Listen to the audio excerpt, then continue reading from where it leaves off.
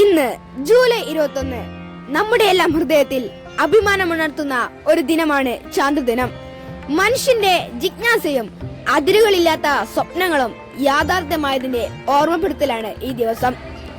1969 മനുഷ്യൻ ആദ്യമായി ചന്ദ്രനിൽ കാലുകുത്തിയ ആ ചരിത്ര നിമിഷത്തെ നാം ഇന്നും സ്മരിക്കുന്നു.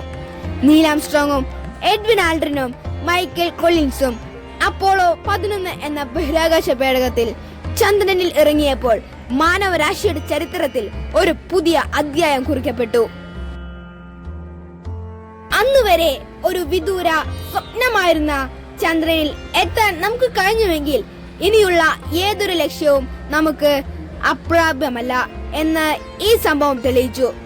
ചന്ദ്രയാൻ ദൗത്യങ്ങളിലൂടെ ഇന്ത്യയും ബഹിരാകാശ ഗവേഷണ രംഗത്ത് തങ്ങളുടേതായ വ്യക്തിമുദ്ര പതിപ്പിച്ചു കഴിഞ്ഞു. ചാന്ദ്രദിനം വെറുമൊരു ആഘോഷം മാത്രമല്ല, അത് നമ്മെ ചിന്തിപ്പിക്കേണ്ട ഒന്നാണ്. ശാസ്ത്രത്തെയും സാങ്കേതിക വിദ്യയെയും പ്രോത്സാഹിപ്പിക്കാനും പുതിയ കണ്ടുപിടുത്തങ്ങളിലേക്ക് നമുക്ക് പ്രചോദനം നൽകാനും ഈ ദിവസം സഹായിക്കുന്നു.